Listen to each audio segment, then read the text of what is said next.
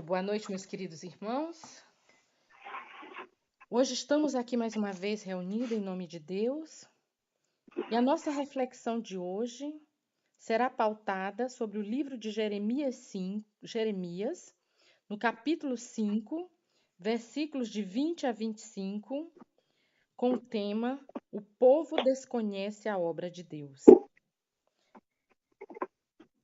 Vou ler primeiro o texto. Anunciai isto na casa de Jacó. Fazei-o ouvir em Judá. Ouvi isto. Povo insensato e sem inteligência. Ele tem olhos, mas não veem. Tem ouvidos, mas não ouvem. A mim não temeis. Oráculo de Yahvé, não tremeis diante de mim, que coloquei a areia como limite ao mar, barreira eterna que ele não poderá transpor. Suas ondas se agitam, mas são impotentes. Elas rugem, mas não podem ultrapassar. Mas este povo tem coração indócil e rebelde. Eles se afastaram e desertaram. Não disseram em seus corações: temamos a Yahvé nosso Deus, que nos dá a chuva de outono e a da primavera a seu tempo, e que nos reserva semanas fixas para a colheita. Vossos delitos afastaram esta ordem, e vossos pecados vos privaram destes bens.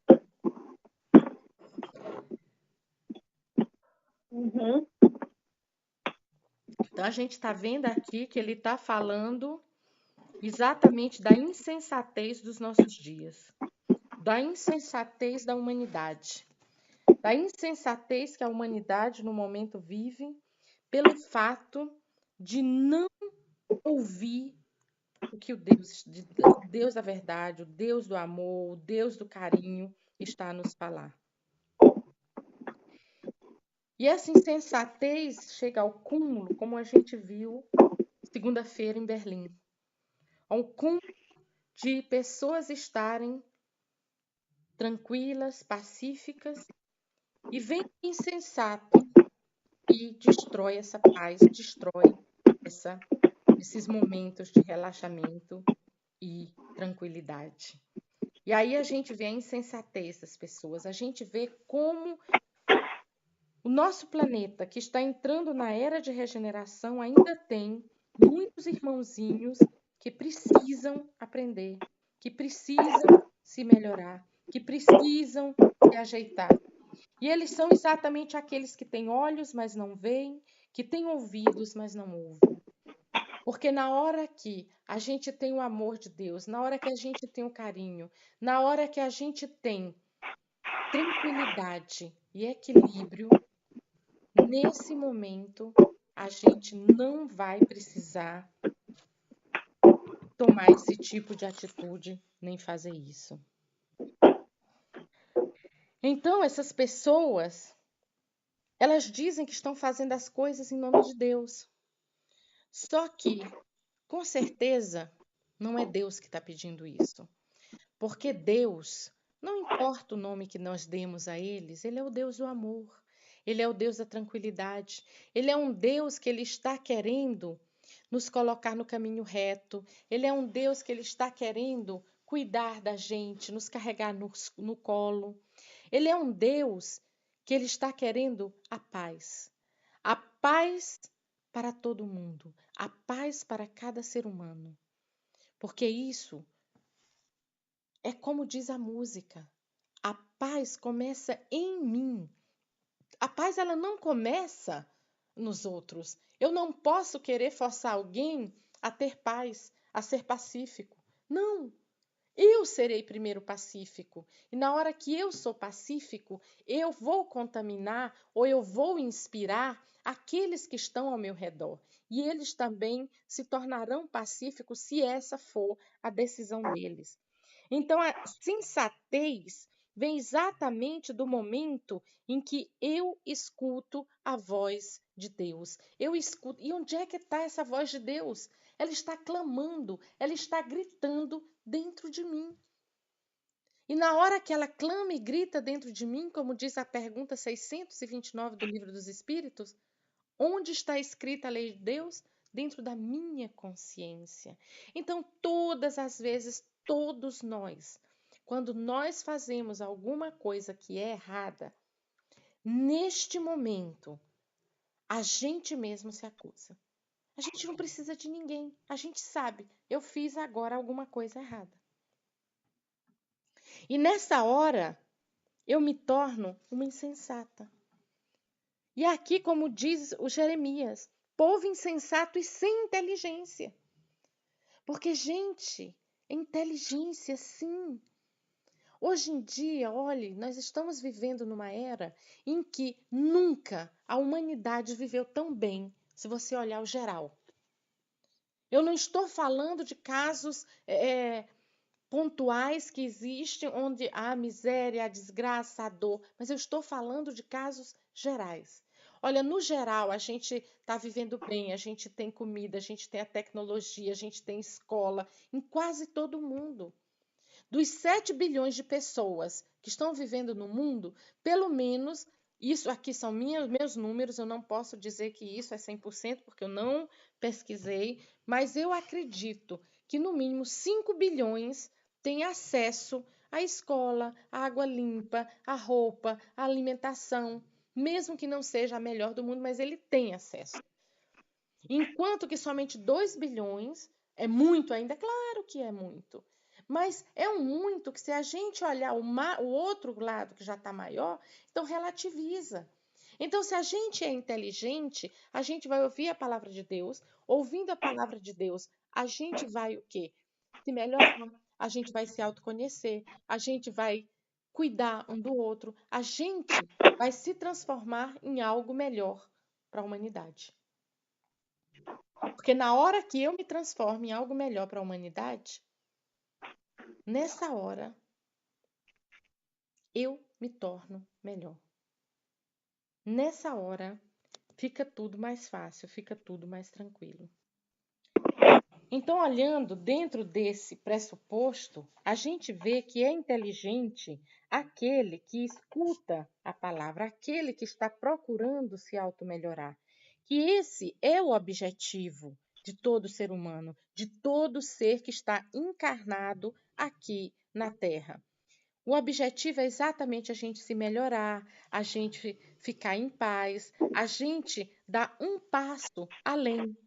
Porque nesse momento nós estamos precisando de muita oração, nós estamos precisando de muita paz. Porque esses que não têm olhos, que não estão vendo, que têm ouvidos, mas não estão ouvindo, eles são pobres irmãos nossos que estão num momento de ignorância e nós temos que ajudá-los. Nós temos que dar para eles o colo que eles necessitam. Porque alguém tem que estender a mão. E que esse alguém seja eu, seja você, seja qualquer um que está aqui nesse momento ouvindo. Porque as pessoas sempre acham que os heróis são aqueles super-homens, aqueles super ser humano. Não. Os heróis são simplesmente aqueles que deram a mão a quem estava precisando na hora certa. Na hora certa, ele tomou a atitude certa. Na hora certa, ele teve a coragem de se melhorar. Na hora certa, ele teve a predisposição de se melhorar, de se ajeitar. Então, ser herói hoje em dia é exatamente fazer o certo, fazer o bem sem olhar a quem. Isso é ser herói. Ser herói é me auto-melhorar, é me arrumar, é me ajudar. Porque quando eu me ajudo, eu estou ajudando toda a humanidade. Porque é mais um que está bem, é mais um que é bom. E quanto mais são bons, quanto mais estão felizes, quanto mais estão no caminho, mais fácil fica para a espiritualidade vir e nos ajudar e cuidar de nós. Então, como aqui o Jeremias fala, a mim não temeis, oráculo de Yahvé, não tremeis diante de mim, que coloquei a areia como limite ao mar, barreira eterna que ele não poderá transpor. Suas ondas se agitam, mas são impotentes. Elas rugem, mas não poderão ultrapassar. Então, aqui a gente está vendo claramente que Os insensatos e os sem inteligências não temem a Deus. Eles não estão nem aí. Eles vivem a vida como aquela música: tô nem aí, tô nem aí. Mas são insensatos e são simplesmente sem inteligência. Porque o Deus que a gente está falando aqui é esse Deus que pôs limite ao mar. O que é que realmente impede o mar de sair da praia e destruir as nossas cidades? A gente não consegue ver nenhum limite, nenhuma barreira. Porque quando ele chega na praia, o mar, ele está na mesma altura da terra ali. Ele só tinha que passar. Mas o nosso Deus, ele, como ele fala aqui, ele colocou a areia como limite. O mar pode se agitar, rugir, ser alto, mas ele não ultrapassa. A não ser quando Deus quer. Aí vem um tsunami. Mas até os tsunamis são usados para fazer a limpeza ambiental nos locais que são necessários. E nessa época de transição planetária, é necessário acontecer algumas coisas grandes. Precisam se limpar em alguns lugares. Então, são vários desencarnes coletivos que a gente está tendo notícia nos últimos tempos. E esses desencarnes coletivos são necessários também. Porque Deus tem que limpar, a Terra está transitando, ela está se transformando num planeta melhor. E na hora que ela está se transformando num planeta melhor, a gente já sabe que alguns irmãozinhos não voltarão mais a encarnar aqui. Eles estão sendo degradados a outros planetas, onde vai haver choros e ranger de dentes. É porque Deus está condenando eles? Não. Deus está simplesmente ajudando eles a evoluir. É como uma criança que não passou de ano e tem que repetir de classe. Ela vai repetir a classe. E na hora que ela aprender, ela passa de classe de novo, ela passa de ano. Isso já aconteceu aqui na Terra, como nós sabemos, quando os enviados de capela vieram, muitos já voltaram, outros ainda estão aqui. E eles vão agora, os terráqueos, vão para outros planetas que ainda são mais primitivos que a Terra, e lá eles serão motivos de ajudar aqueles planetas a se melhorar. Não é que lá eles vão ser só maltratados. Não, eles serão aqueles que vão lembrar do que ele já tinha aqui, de todo esse conhecimento tecnológico que a gente já tem aqui, e eles vão melhorar este planeta para onde eles forem. E na hora que eles atingirem o patamar moral tão alto quanto o seu patamar intelectual, aí eles provavelmente voltarão para cá. Mas enquanto não, eles vão repetir de classe em outro lugar. Então, esses desencarnes coletivos, que são até como esses insensatos que estão sendo usados para fazer esse tipo de desencarne, para ajudar, eles são espíritos mais ignorantes, né? Eles não são maus, eles são simplesmente aqueles que ainda não aprenderam, do jeito que eu ainda não aprendi um monte de lição, tem algumas lições que eles também não aprenderam. Então, é tudo aquela escadinha, né? A gente volta ao exemplo da escadinha. Tem a escadinha evolucionária e cada um está num patamar, cada um está num degrau. Então, esses irmãozinhos, eles estão sendo usados para ajudar nesses desencarnes coletivos que estão sendo necessários nesse momento aqui na Terra para que ela possa transitar de uma forma mais suave. Mas aqui o Jeremias ele continua, mas este povo tem coração indócil e rebelde. Eles se afastaram e desertaram. E realmente, esse povo se afastou. Hoje em dia a gente vê uma boa parte da humanidade que ela diz: eu não quero saber de Deus, eu me distancio disso, eu me distancio da religião. O que essas pessoas não estão compreendendo é que a religião ela é feita por outros seres humanos. Então, quando a gente vai para uma igreja, para um centro espírita, para uma mesquita e a gente vai atrás de pessoas, atrás de fortalecer o nosso ego, nesse momento a gente vai ter um problema. Porque quando eu procuro Deus, seguir Jesus Cristo, que é o nosso irmão maior, quando eu procuro seguir seus passos, eu estou olhando, eu tenho uma visão do maior, eu tenho uma visão daquilo que é bom, eu tenho uma visão de para onde eu estou indo.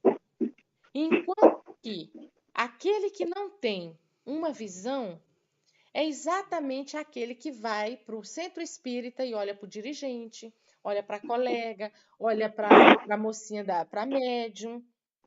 E essas pessoas, no dia que alguém lá dentro a decepcionar, ela vai sair e vai se distanciar da religião. Porque ela foi para lá, ela não foi procurando a visão, ela não tinha nenhuma visão do maior. Ela só tinha a visão ali do ser humano. Então, no dia que a gente compreender que todas as religiões elas são feitas por homens, por pessoas, como eu e você, e como homem, como pessoa que nós somos, nessa hora a gente tem o quê? A gente tem a capacidade de ser benevolente, de ser indulgente e compreender que aquele que está, por exemplo, eu que estou aqui agora falando, eu, Sheila, eu tenho um monte de defeitos. Eu não sou uma mulher perfeita. Mas eu tenho tantos defeitos que eu sou obrigada a estudar muito para me poder chegar aqui e falar com vocês. Tá? Então, dentro desse contexto, eu tenho que me melhorar. Eu tenho que me ajeitar. Eu tenho que me transformar. Então, por isso que eu estudo tanto. Provavelmente entre vocês tem deles que são bem melhores do que eu. Então, se alguém está aqui querendo seguir os passos da Sheila, querendo ser súditos da Sheila, tem um problema. Porque no dia que a Sheila falhar, aí essa pessoa vai se decepcionar. Então, ela procurou a religião para arrumar o ego dela. Ela procurou a religião para ter alguém para dizer para ela em que caminho seguir. E quando se faz isso, a gente perde o foco, a gente perde o sentido. E aí a gente vê um monte de gente dizendo que estão se distanciando das religiões, estão se distanciando de Deus. Mas na hora que a gente faz isso, a gente faz o que? A gente se fragiliza. E principalmente, a gente fragiliza os nossos filhos que estão vindo depois da gente. Olha a seriedade do problema. Porque na hora que eu me fragilizo, na hora que eu me distancio de tudo que tem a ver com Deus, na hora que eu simplesmente não quero saber, que eu me torno uma rebelde, aquele meu filho que está sobre a minha tutela, que veio aqui para se melhorar, eu vou dar para ele até conceitos de ética. Eu vou dar para ele exemplos bons. Mas na hora que chegar alguém, por exemplo, um fundamentalista, ele vai estar muito vulnerável. Aí você diz, não, mas ele vai ter a possibilidade de escolher quando crescer. A gente só tem a possibilidade de escolher alguma coisa quando a gente conhece as duas coisas, as opções que nos são dadas. Quando a gente não conhece as opções, a gente não vai escolher de uma forma consciente. Este é que é o problema. Porque na hora que esse meu filho, que eu nunca levei ele no centro espírita, eu nunca fiz evangelização com ele, eu nunca tive evangelho no lar, eu nunca tive nada, na hora que esse meu filho for catequizado por alguém errado, ele não tem condição de escolher, porque ele ouviu o quê? O tempo inteiro eu dizendo que as outras religiões não prestam, por isso que eu me afastei, que eu quero me distância delas. Aí chega um que diz que não, que é muito bom que ele tem, então é lógico que eu vou escolher aquilo. Então a gente tem que pensar muito a respeito do que a gente quer, do futuro. A gente tem que se conhecer, saber os caminhos e a gente tem que crer. Crer sim. Essa história de dizer, porque eu sou espírita, eu não vou acreditar. Não, você tem que crer sim. Você tem que ter fé sim. Ser espírita é crer, ser espírita é ter fé. Então, na hora que eu creio no Deus maior, no Deus da existência, aí para mim é mais fácil eu entrar no caminho. Nessa hora, eu vou conseguir reconhecer que Deus é o que me dá a chuva de outono, como diz Jeremias. É Ele que me dá a primavera no tempo certo. É Ele que fixa a colheita. É Ele que fixa o tempo que eu tenho que plantar. Então, eu acreditando nesse Deus maior, eu vou me sentir acolhida, eu não vou estar só. Porque tem esse Deus que está do meu lado, tem esse Deus que está me apoiando, tem esse Deus que está cuidando de mim. E na hora que Ele me apoia, que Ele cuida de mim, nesta hora é a hora de eu acreditar, é a hora de eu dizer sim, Deus. Sim, eu estou aqui, eis-me aqui. Mas eu tenho que dar essa abertura. Não é eu chegar e dizer, tá, no futuro distante, quem sabe, talvez. Não, não é assim, não. Eu tenho que dar abertura para Deus. Eu que tenho que chegar e dizer, eu estou aqui, Senhor. Eu estou aqui e eu creio que Tu és capaz. Porque na hora que eu acredito, aí sim, as coisas acontecem para mim. Porque acreditar é a chave de tudo. Na hora que acredito que eu mereço. E por que eu acredito que eu mereço? Porque eu sou filha de Deus. E sendo filha de Deus, eu sou filha do amor, eu sou filha da abundância. Eu sou filha de tudo que é bom nesse universo. Então, nessa hora, a minha autoestima melhora. Eu me torno mais confiante. Eu consigo me erguer. Eu consigo pegar no meu nariz. Eu vou estar aberta para as sugestões do universo. E aí tudo na minha vida vai começar a se melhorar. Então, mesmo que eu cometa delito, mas eu tendo essa ligação com Deus eterno, eu me torno alguém que eu tenho condições de sair de qualquer lamaçal que eu tenha por um descuido, por um momento de desatenção que eu tenha escorregado lá dentro. Perfeita? Ainda estou longe de ser.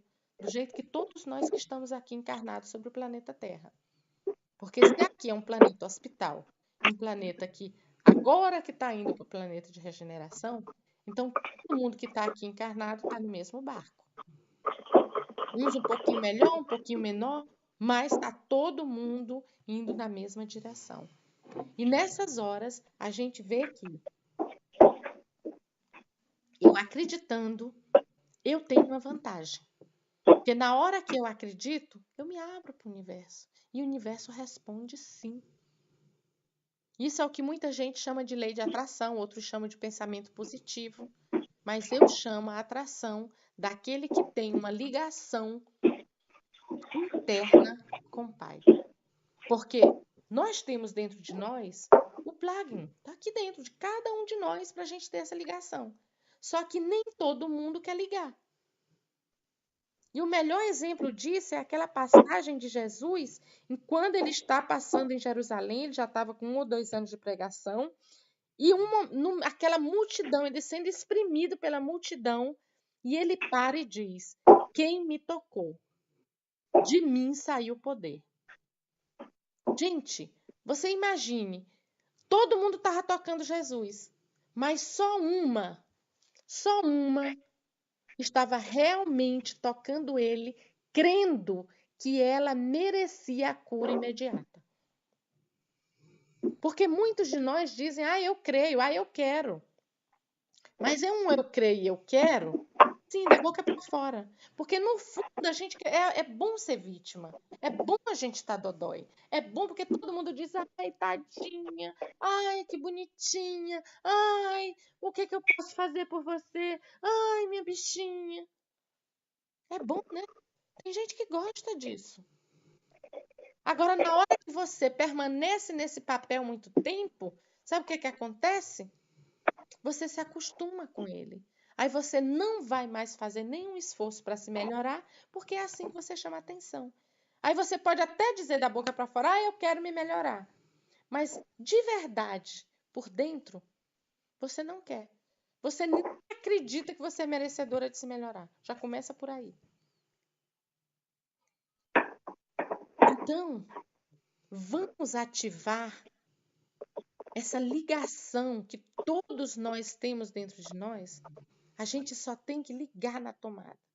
E a tomada é a tomada da fé, a tomada da esperança, a tomada de acreditar, é a tomada de dizer: eu sou filho de Deus.